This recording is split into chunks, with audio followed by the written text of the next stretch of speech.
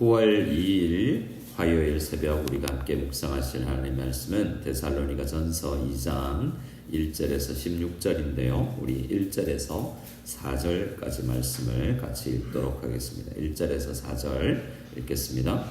형제들아, 우리가 너희 가운데 들어간 것이 헛되지 않은 줄을 너희가 친히 아나니, 너희가 아는 바와 같이 우리가 먼저 빌립보에서 고난과 능욕을 당하였으나 우리 하나님을 힘입어 많은 싸움 중에 하나님의 복음을 너희에게 전하였노라.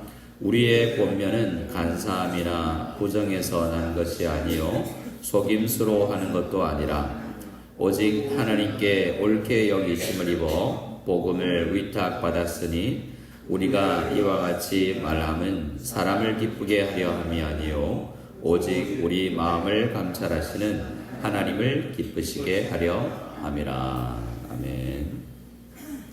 데살로니가 전서를 보면 아주 사도 바울이 데살로니가에 있는 교회를 향해서 깊은 사랑이 있는 것을 볼 수 있고요.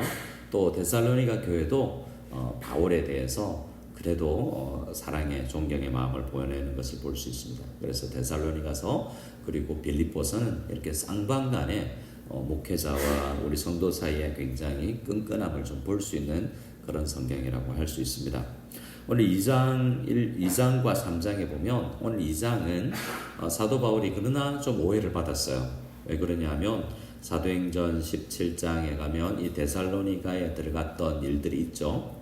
복음을 열심히 유대인들에게 중심으로, 해당을 중심으로 말씀을 전했고 야손이라는 사람 집에 머물면서 복음을 전했는데 이 유대인들이 시기를 해가지고 어떻게 합니까? 시장 잡배들, 그러니까 불량한 사람들, 요즘은 깡패, 용역 회사, 이 사람들을 돈으로 주고 사서 이렇게 폭동을 일으키게 하죠.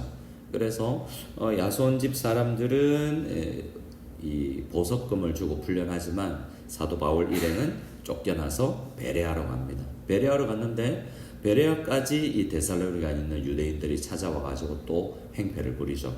그래서 사도 바울은 더 밑으로 아가야를 지나서 고린도에 가 있으면서 이 복음의 말씀을 쓰는 것이다 했습니다.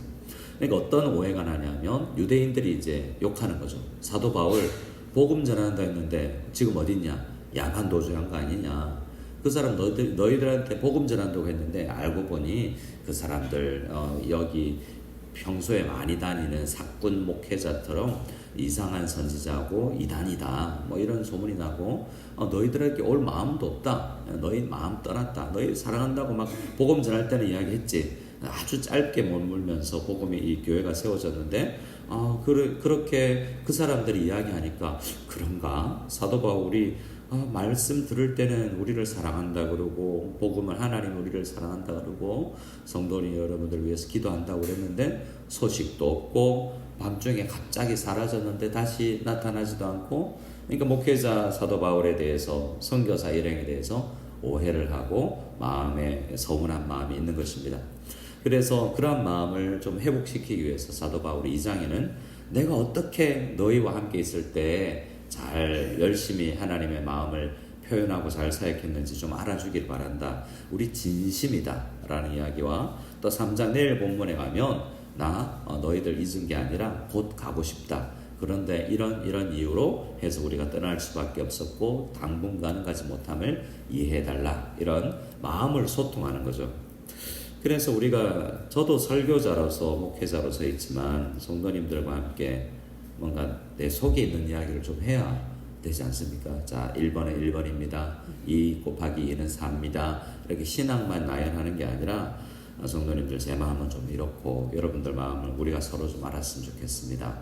이런 마음이 소통돼야 되는 거죠. 그래서 오늘 사도 바울은 2장에서 내가 목회할 때, 내가 선교할 때 어떤 마음으로 했는가, 그리고 오늘날 우리에게도 우리가 목회자는 아니고 선교사 아닐지라도 우리가 예수 믿고 교회 안에서 누군가를 섬기려고 할 때, 샘지가 됐든 교사가 됐든 한 영혼을 섬기려고 할 때 이런 마음들이 있어야 되지 않느냐, 이런 목양의 마음, 혹은 또 우리 서로 성도들끼리 더 연약한 사람들을 돌보는 그런 마음이 어때야 되는 것인가를 가르쳐주고 있습니다. 크게 4가지 영역으로 나눌 수 있는데요. 1절에서 일단 3절, 2절은 이렇게 이야기합니다. 형제들아, 우리가 너희 가운데 들어간 것이 헛되지 않은 줄을, 여기 헛되지 않다라면 열매가 맺혔다 이런 의미도 있지만, 원래 의미를 따지면 목적 없이 들어간 게 아니다. 뭐 의도 없이 들어간 게 아니라 우리가 의도를 가지고 들어갔고 그 의도는 잘 이루어졌다라고 이야기하는 겁니다. 너희도 아는 거 아니냐, 이런 말이 반복됩니다.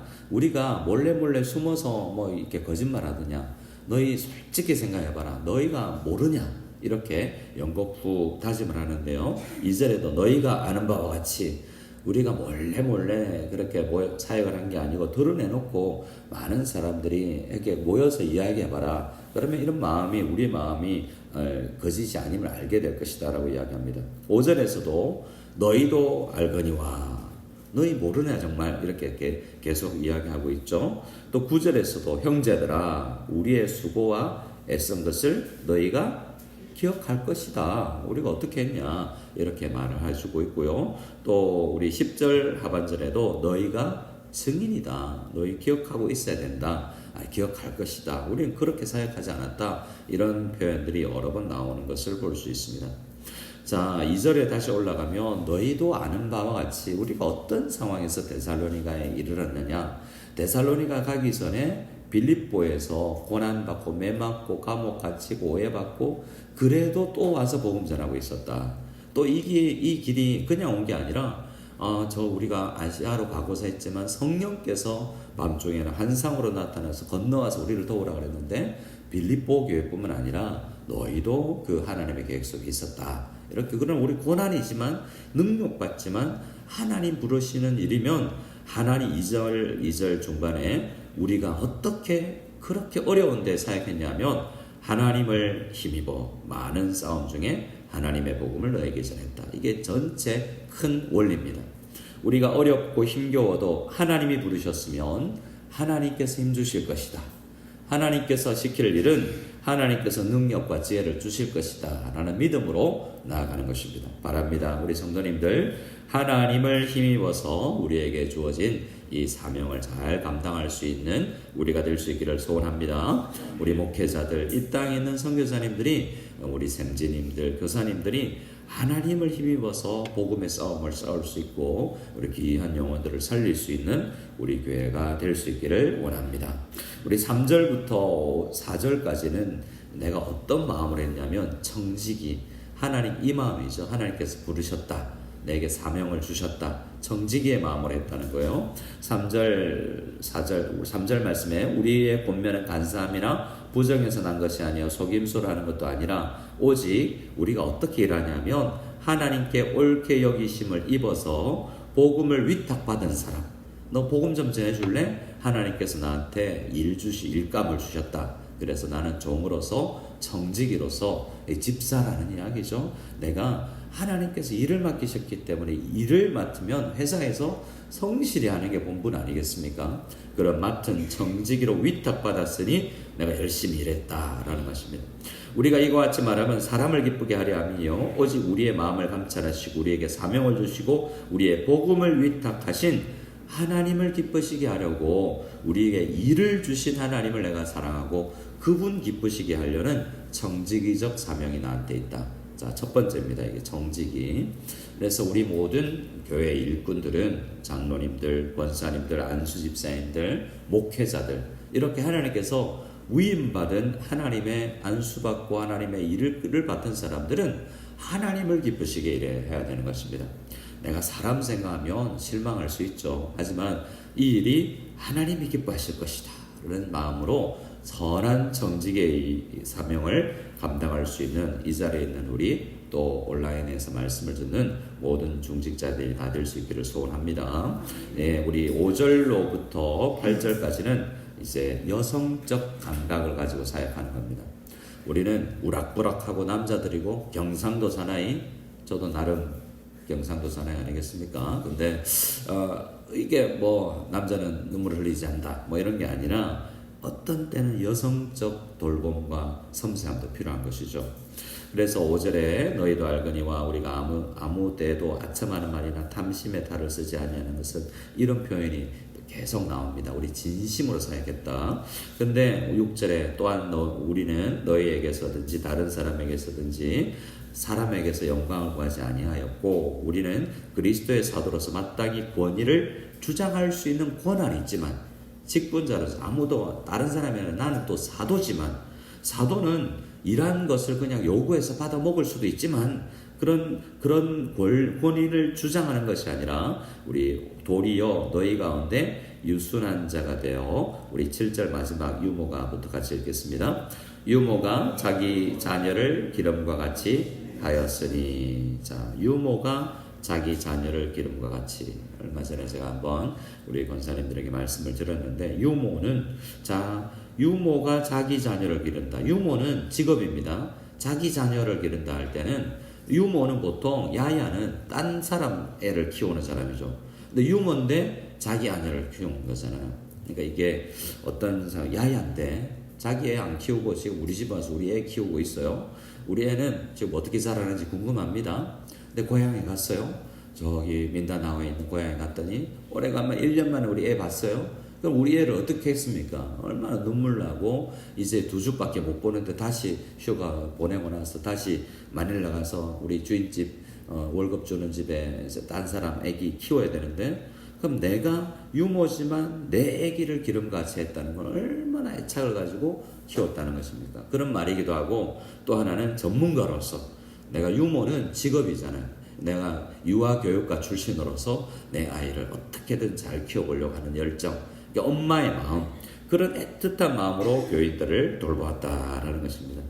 그래서 이 5절에서 8절에 나오는 사도 바울의 마음은 그런 마음이었기에 8절의 마음을 행동을 할 수 있었죠. 8절 읽어볼까요? 우리가 이같이 너희를 사모하여 하나님의 복음뿐 아니라 우리의 목숨까지도 너희에게 주기를 기뻐함은 너희가 우리의 사랑하는 자 됨이라. 대부분은 아빠 사랑도 있지만 엄마 사랑이 좀 있죠. 그래서 모성애라는 말이 있고 부성애라는 말이 따로 있지만 여러 번 한두 번 이야기했지만 황수관 박사님이 6.25의 동란에 이렇게 폭탄이 어린 황수관 박사를 옆에 폭탄이 떨어졌는데 엄마가 끌어안고 아빠는 나살을 하라 그래서 자기 얼굴 가리고 이렇게 넘어졌다고 그러고 죽어가는 황수관 박사를 홍역인지 병에 걸렸는데 밤새 혀로 핥아서 마치 강아지가 아기를 놓으면 탯줄을 끌어서 강아지들은 탯줄을 먹어버리죠. 그렇게 혀로 핥아서 그 애를 강아지를 씻기지 않습니까? 그렇게 할 수 있는 건 사랑스럽게 엄마 때문에 그렇게 할 수 있는 거죠.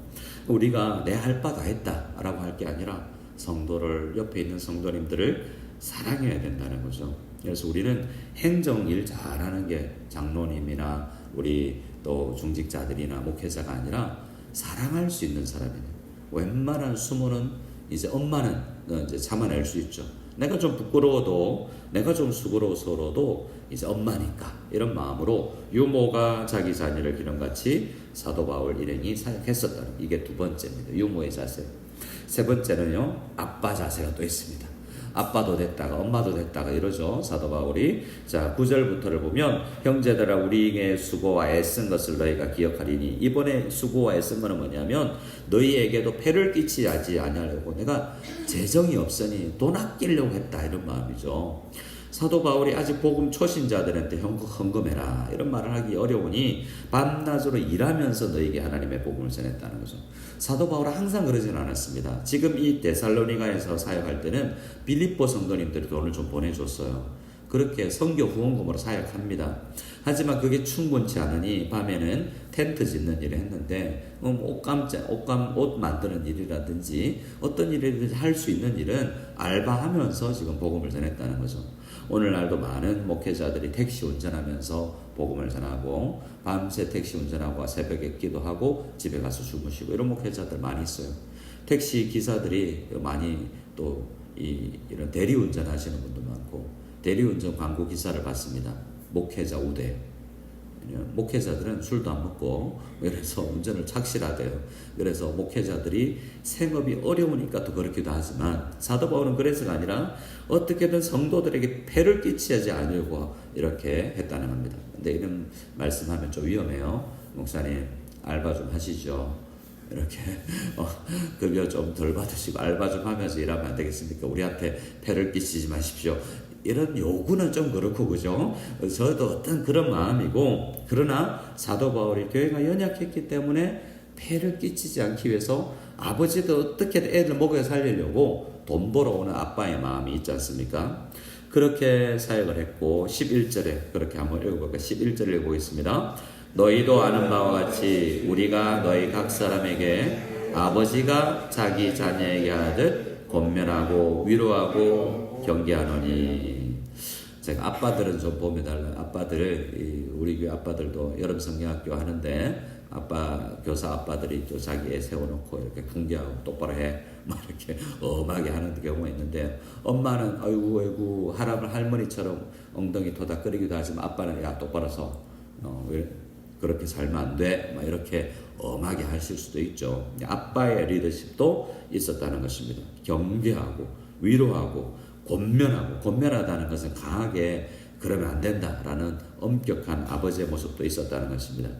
13절부터는 이제 하나님의 말씀을 받은 사자로서, 메신저로서, 엠버서더로서 이렇게 대사로서 일을 했다라고 이해를 합니다. 공식적인 사역들을 이렇게 감당했었다라고 이야기합니다. 그리고 그들이 얼마나 잘 받아주었는 것도 감사하죠. 자, 이렇게 우리 목회자들이나 모든 성도들에게 청지기로서, 유모로서, 아버지로서, 그리고 이런 사역자로서의 엠버서더로서의 그런 사명감을 가지고 교회 사역을 감당할 수 있는 우리가 다 될 수 있기를 소원합니다. 네, 그런데 우리의 자세도 있습니다. 마지막 부분은 제가 좀 생략하고요. 13절 말씀을 같이 한번 읽어보겠습니다.